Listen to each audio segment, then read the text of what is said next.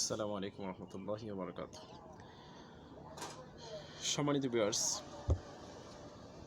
আজকে হোমিও একটা মৌলিক চিকিৎসা নিয়ে আলোচনা করব, যেটা সচরাচর এলোপ্যাথিতে বা আদার্স খুব একটা হয় না।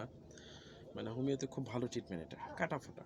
কাটাফোঁটা হচ্ছে সেটা গাছের কাটা হতে পারে, মাছের কাটা হতে পারে, বাঁশের শাল হতে পারে, কাঠের টুকরা, লোহার গুঁড়া, পিন, পেরেক, সুচ, প্লাস্টিকের টুকরা, তাল গাছের শাল, খেজুর কাটা, তারপরে কাচের টুকরা, আরও বিভিন্ন বস্তু ফুটিতে পারে।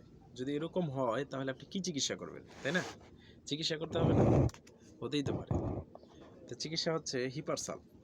শরীরের কোনো স্থানে কাটা বা অন্য কোনো বস্তু ফুটিয়া ওই স্থানটি যদি পাকিবার উপক্রম হয়, মানে পেকে যাচ্ছে, এমন যদি হয় যে পেকে যাচ্ছে এরকম দেখেন, তাহলে কি করবেন? ভয়ানক স্পর্শকাতর বেদনা, মানে হাত দিলেই মানে অনেক ব্যথা করে, এরকম যদি মনে হয় তাহলে কি করবেন?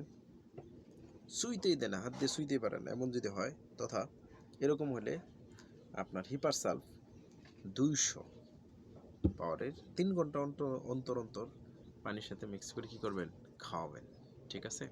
তাহলে আশা করি সেরে যাবে। এবার সাইলেসিয়া, যেটা গলায় মাছের কাটা, যেটা খুবই গুরুত্বপূর্ণ বিষয়।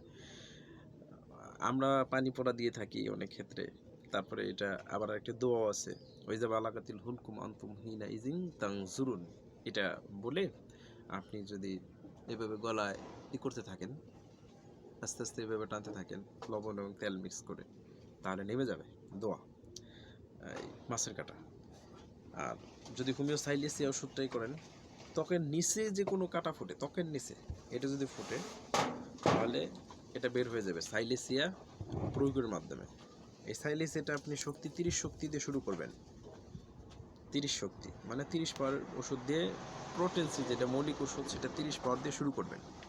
এরপর আপনার অ্যানাগেলিস, বাঁশের শাল বা কাঠের টুকরা বা অন্য কোনো বস্তু দিয়ে শরীরের কোনো স্থানে ফুটিয়ে থাকিলে অ্যানাগেলিস সেবন করলে এটা কি হয়ে যাবে? এমনিতে বের হয়ে যাবে। এটার সেবন শক্তি 30 বা 200, সকাল বিকাল 2 বার দিবেন, তাহলে হয়ে যাবে।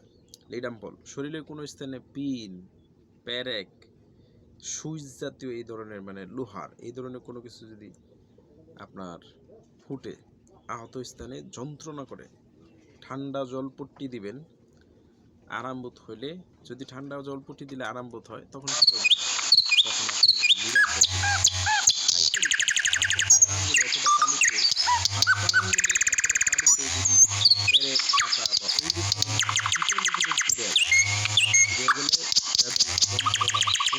সম্পর্কে দেখা দিলে শ্রেষ্ঠ ওষুধ যেটা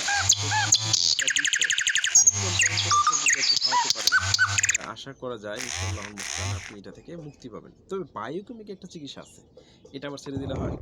বায়োকেমিক চিকিৎসাটা কি?